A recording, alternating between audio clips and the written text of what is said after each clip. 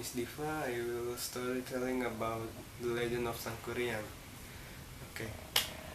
In ancient times, in West Java, there lived a princess called Dayang Sumbi. She had a son named Sangkuriang. The kid was very fond of hunting in the forest. He always accompanied by a pet dog named Tumang when he went for hunting. Tumang was actually an incarnation of God and was also the real father of Sangkuriang. But Sangkuriang did not know it, and his mother was deliberately kept it a secret. One day, as usual, Sangkuriang went to the forest for hunting. After arriving in the forest, Sangkuriang began to look for game. He saw a bird perched on a branch. Without a second thought, Sangkuriang immediately shot on target. Sangkuriang then ordered Tumang to cast his quarry earlier, but the Tumang kept silent and did not want to follow the order of Sangkuriang. He was very annoyed. Then he expelled Tumang and did not allow him to go home again. Arriving at home, Sangkuriang told the incident to his mother.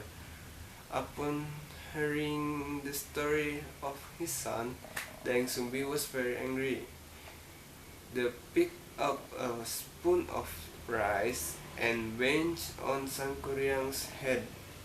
Disappointed with his mother's treatment, Sangkuriang decided to go wandering and left his home.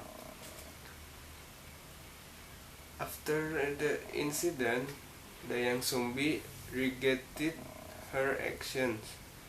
She prayed daily and asked that one day she was able to meet her son again. Because of the sincerity of Dayang Sumbi's prayer, the god gave her a gift of eternal beauty and young age forever. After Sangkuriang was wandering for several years, he finally intended to return to his hometown. Once he was there, he was very surprised because his hometown had changed completely.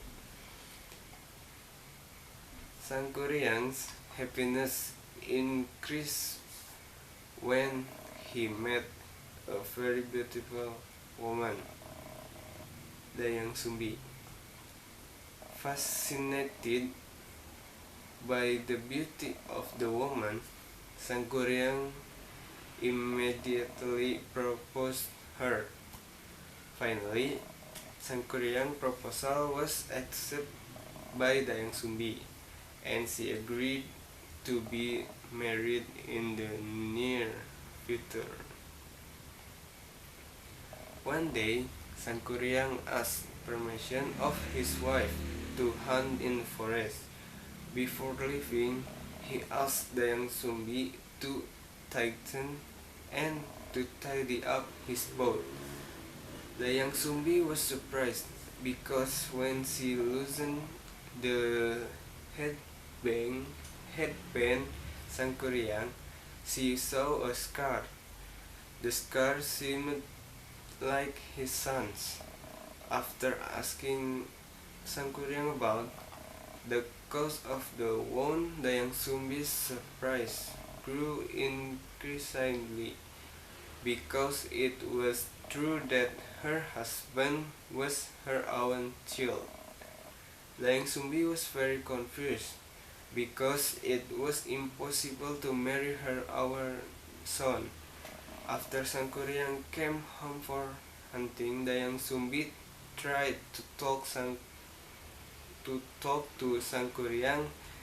So Sangkuriang called their wedding plans. Dayang Sumbi request was not approved by Sangkuriang.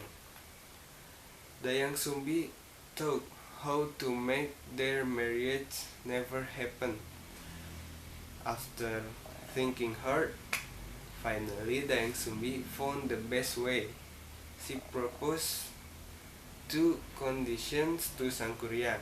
If Sangkuriang could meet both these conditions, the Dayang Sumbi wanted to be his wife. But otherwise, if it failed, then the wedding would be cancelled. The first condition was she wanted the Citarum River to be dammed, and the second was she asked Sangkuriang to make a very big boat to cross the river. The second condition must be finished before dawn. Sangkuriang undertook both Dayang Sumbi's request and promised to finish it before dawn. With his supernatural powers, Sangkuriang then mobilized his friends from the jinn to help him complete the task. Secretly, Dayang Sumbi picked the work of Sangkuriang. How surprised she was! Sangkuriang almost finished all the conditions given by Dayang Sumbi before dawn. Dayang Sumbi then asked her neighbor for a red silk cloth in the east of the city. When she saw the color of red in the east of the city, Sangkuriang thought that the day was early morning.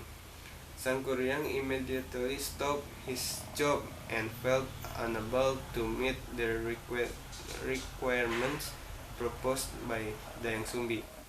With sense of annoyance and disappointment, Sangkuriang then broke the dam that he had made himself. Because the dam collapsed, there was flooding and the whole city was inundated. Sangkuriang also kicked the big boat he had made.